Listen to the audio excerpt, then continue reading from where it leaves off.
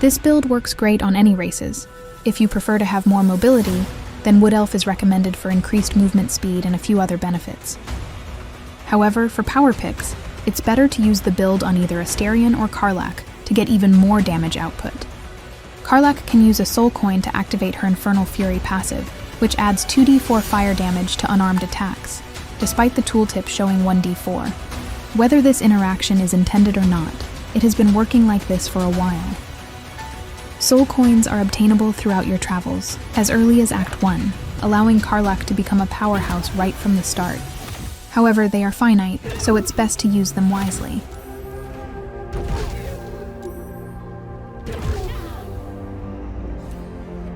As for Astarion, after getting ascended, he also gains a passive ability that boosts unarmed attacks with an additional 1d10 necrotic damage, but this feature will only be available much later in Act 3. Strength is the primary ability score when using Tavern Brawler to boost unarmed damage and accuracy, though as the build will be utilizing Elixirs, you can dump strength and allocate those points elsewhere instead. Monk benefits a lot from Wisdom, which not only helps resist crowd control spells, but also greatly increases unarmed damage output and AC through class-specific passives and equipment. High Dexterity is useful for better initiative and AC, as well as the ability to avoid area attacks or spells. And finally, a healthy amount of Constitution to make your character more beefy. Take Tavern Brawler for your first feat, and use the bonus ability point to round up Constitution to 16. Then choose Ability Improvement as the second feat to add 2 points of Wisdom. You can acquire another +3 Wisdom from the Mirror of Loss and Khalid Amulet in Act 3, bringing your total Wisdom to 22. This allows you to maximize most of the benefits gained from Wisdom while also unlocking Tavern Brawler's full potential with Strength Elixirs. Stocking up on Strength Elixirs is rather easy and can be done pretty early on. As soon as you reach Druid Grove, Auntie Ethel will have 3 available for sale. She is later found in her tea house as you progress. If Auntie Ethel is defeated, Dareth in the Underdark is another alternative alchemy vendor for elixirs. Because vendors reset their wares every long rest or upon leveling up, you can either visit them after a long rest or level up unused characters to farm a lot of elixirs in one sitting.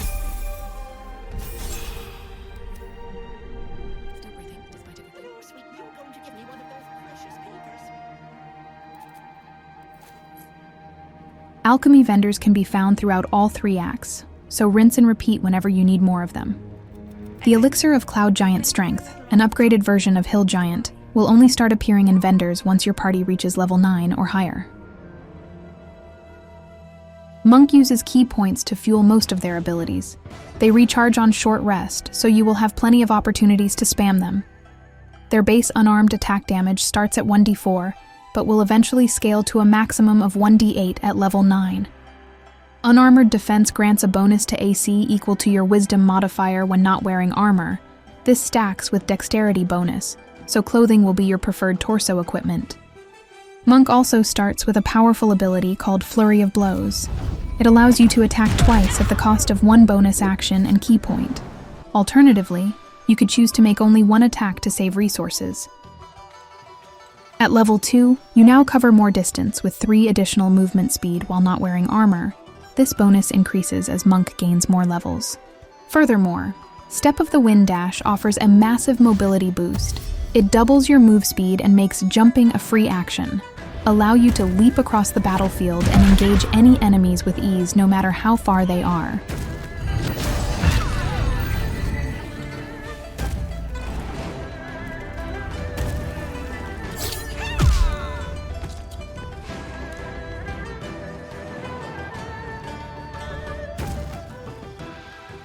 Deflect Missile is both a defensive and offensive ability. Not only it can negate incoming ranged attack, it also returns a lot more damage back to the sender, because the deflected projectile is regarded as an unarmed attack, with all the bonus damage modifiers your normal punches would have. Upon taking the Open Hand subclass, Flurry of Blows will be upgraded into 3 variants that apply different conditions on hit, 2 of which are particularly powerful. Flurry of Blow Topple can knock enemy prone, and grant you advantage on attacks afterward. Prone target is also incapable of taking any actions, including legendary actions, making this ability very strong against bosses on Honor mode. For example, Grim's legendary action is unable to activate here after the monk knocked it prone. This works on any bosses that can get knocked down, leaving them open to your attacks.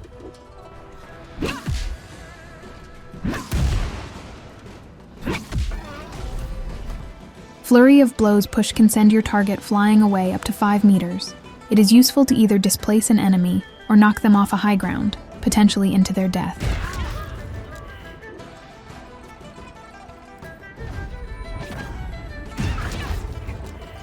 Outside of these situations, simply use Flurry of Blows as a high single target damage ability whenever needed, as monk key points are plentiful and easily rechargeable.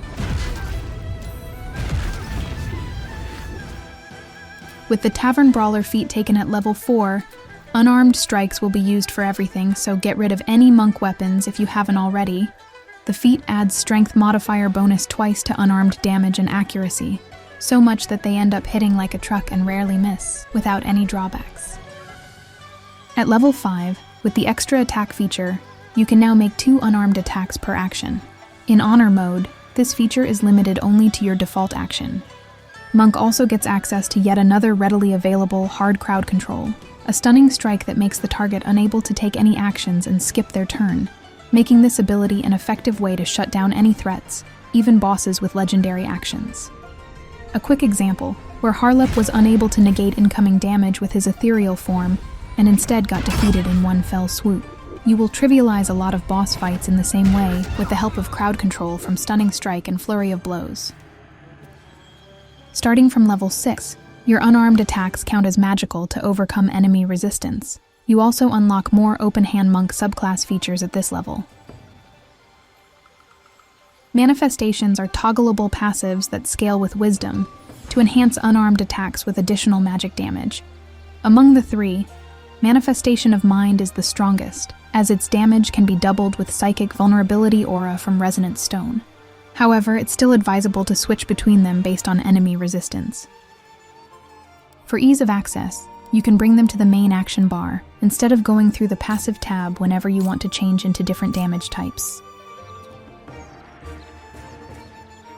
Wholeness of Body is a very powerful buff that can be cast once per long rest. On use, it restores half of your key points and a good chunk of HP based on the monk level. The buff will continue to last for 3 turns. This time grants an additional bonus action and recovers 1 key point every turn, giving you even more resources and actions to absolutely destroy the enemies. It is generally more efficient to use Wholeness of Body in combat to maximize the buff duration and key point recovery.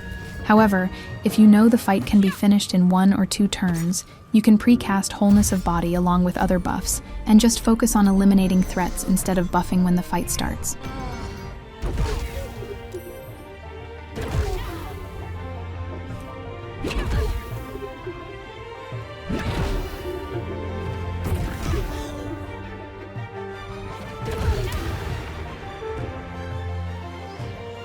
Evasion passive allows you to take no damage on a successful save against area damage spells. This is a really strong defensive feature against any enemy that focuses on area damage, especially dragons who will be unable to harm you with the majority of its attacks. On a failed save, Evasion will reduce the damage to half or a quarter if you have resistance, instead of full damage. So even in the worst case scenario, you'd still take minimal damage after tanking one of the strongest nukes from the enemy.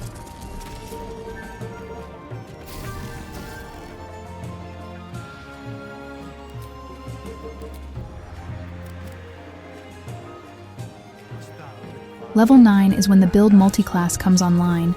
Go respec your character and put the first 3 levels into Rogue.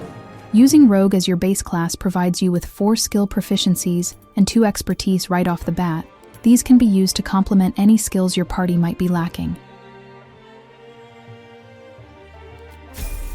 The most important part of this multiclass is the Thief subclass, which grants an extra bonus action to do more Flurry of Blows per turn. The remaining levels will go to Monk, same as before.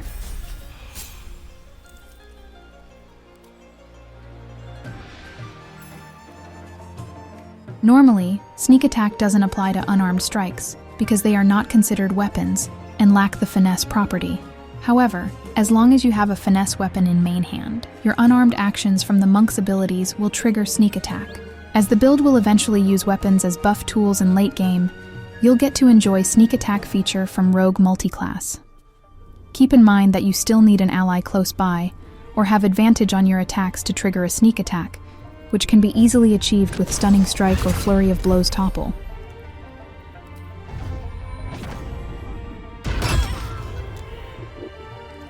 Since we have 3 levels in Rogue, the sneak attack deals 2d6 damage.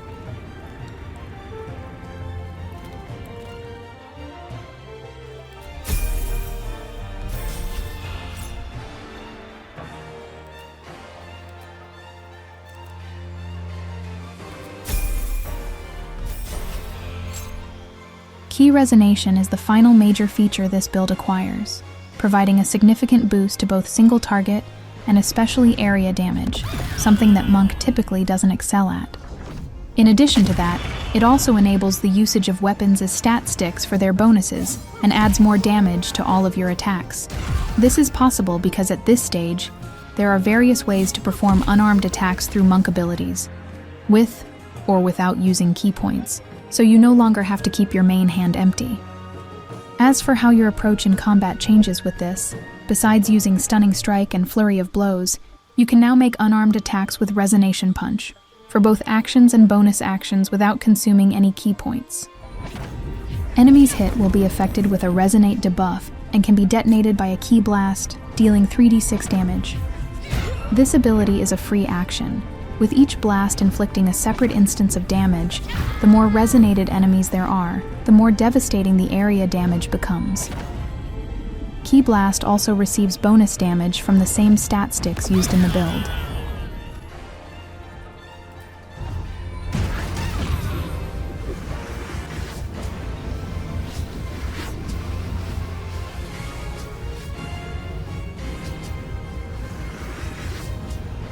With the Honor Mode extra attack rule, this build can make a total of 10 unarmed attacks and 1 Key Blast per round.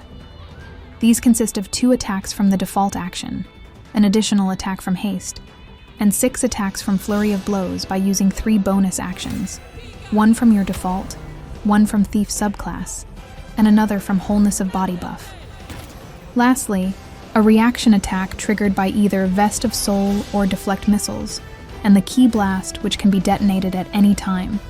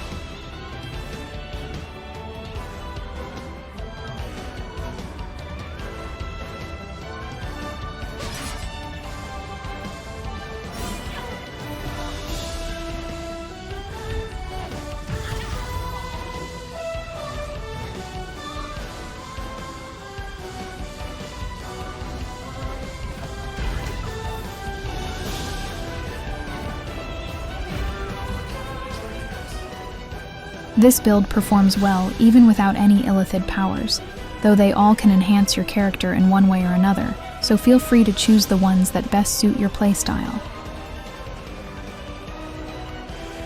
Equipment highlighted in red are core gear for this build.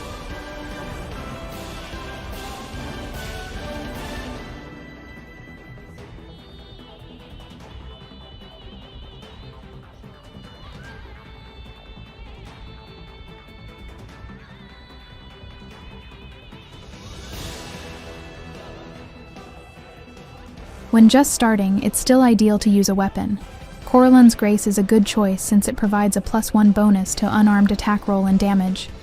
Once you obtain the Tavern Brawler feat at level 4 and acquire some strength potions, you can then switch to using only bare hands for optimal damage output. As for the stat sticks setup, that's for late game, so they will come into picture much later. Bow of Awareness is used for the bonus on initiative.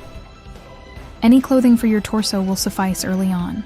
Later in Act 1, use Protecty Sparks Wall for a bonus to AC and saving throws as long as you have lightning charges. Lightning charges can be gained by using Sparkle Hand Gloves. The condition itself also adds an extra attack roll and lightning damage to unarmed attacks. Then at 5 charges, you'll deal an additional 1d8 lightning damage. The Boots of Stormy Clamor is another great piece in Act 1, as you can easily trigger the Boots effect with Stunning Strike or Flurry of Blows, making enemies even more susceptible to crowd control while also providing extra thunder damage at 5 reverberation stacks. You have a free level 2 aid from Absolute Talisman to help make you tankier in early game. And there's also the Sentient Amulet, which can be used as a buffing tool to restore more key points outside of combat. As for the rest, there's another +1 AC from Ring of Protection and additional movement speed from both Crusher Ring and Haste Helm to quickly rush your enemies.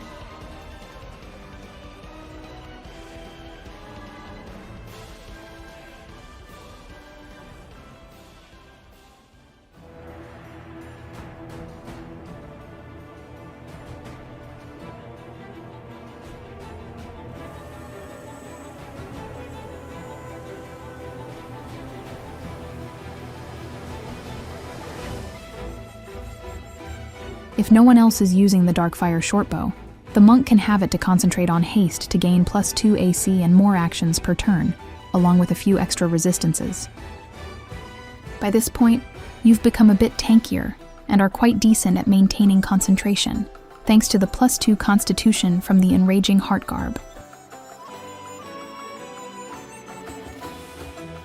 With Fleshmelter Cloak, any enemy that managed to land a hit on you will suffer 1d4 acid damage. Amulet of the Harpers grants you advantage on Wisdom saving throws, and a shield spell, which uses a reaction to raise your AC by +5 against any powerful attacks that you prefer to avoid. Callous Glow adds 2 radiant damage to all of your attacks, including Key Blast, as long as your targets are illuminated. To meet this requirement, simply cast light on your weapons. This can be done with melee weapons once you start using stat sticks. Or before that, ranged weapons will work as well. Just ensure you have the correct weapon toggled on before attacking. Resonance Stone is obtainable near the end of Act 2 and can be carried along to provide a psychic damage vulnerability aura, which significantly increases the monk's manifestation of mind damage output. Since very few foes deal psychic damage, this aura benefits you far more than for the enemies. The trade-off is worthwhile to double both the psychic damage done by you and your allies.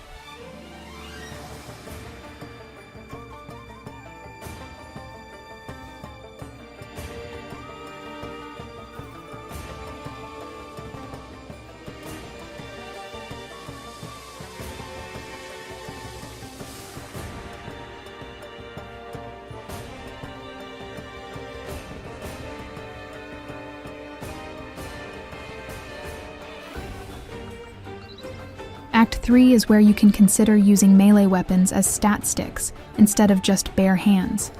There are 2 setups to choose from: a straightforward upgrade with Phalar Aluve, offering both utility and a big damage boost for the entire party, or a crit-focused build designed to greatly enhance your personal damage. Phalar Aluve is much easier to set up, as all you need to do is activate Shriek Melody, preferably before engaging. Any enemies within this aura will receive an extra 1d4 thunder damage when struck by you or your allies. This bonus damage adds up very quick with the number of attacks you can make. Affected enemies also suffer a penalty of -1d4 to saving throws and attack rolls, making it easier for you to land abilities like Stunning Strike or Flurry of Blows Topple, while enemies struggle to hit you. In the ranged weapon slot, equip Hellrider Longbow to gain a +3 bonus to initiative rolls. For the crit build, you need to pair Rhapsody and Bloodthirst with Deadshot Bow, giving you a total of 27% crit chance when attacking with advantage. Since this requires several important pieces, you would only run this setup when no one else in the party is using those equipments, or you are playing solo. The reason behind using Rhapsody instead of another crit weapon is because doing so results better average damage overall, thanks to the +3 bonus damage getting added to all of your attacks, similar to the extra thunder damage provided by Phalar Aluve. You also receive a +1 AC from Bloodthirst in the offhand, but take note to avoid using the Dagger Riposte ability, as that's a weapon counter. It's the counterattack from Vest of Soul which we will be using.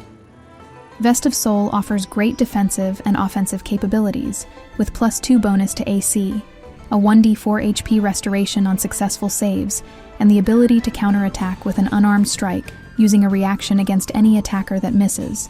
You can guarantee this counterattack every turn by moving out of enemy melee range, forcing their opportunity attack to miss.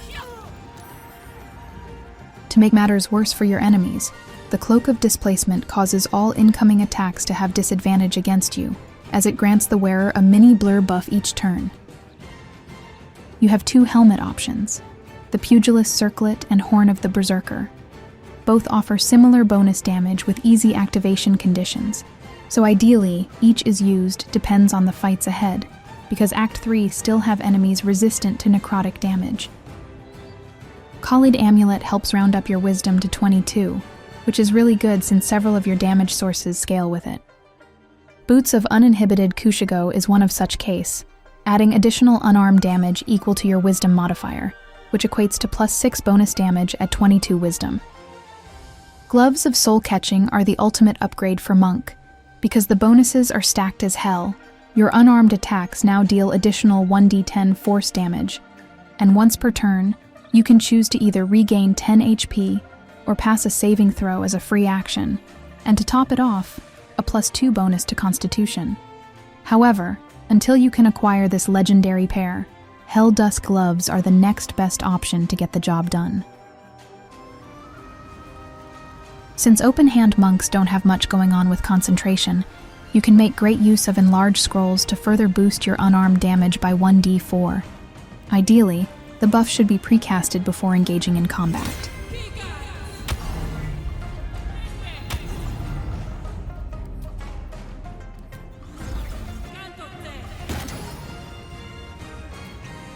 Potion of Speed is really good for the additional action per turn for more attacks, on top of 2 bonus AC and doubled move speed. You could also throw the potion on the ground before battle, then walk over the cloud in combat to get hastened without consuming any action.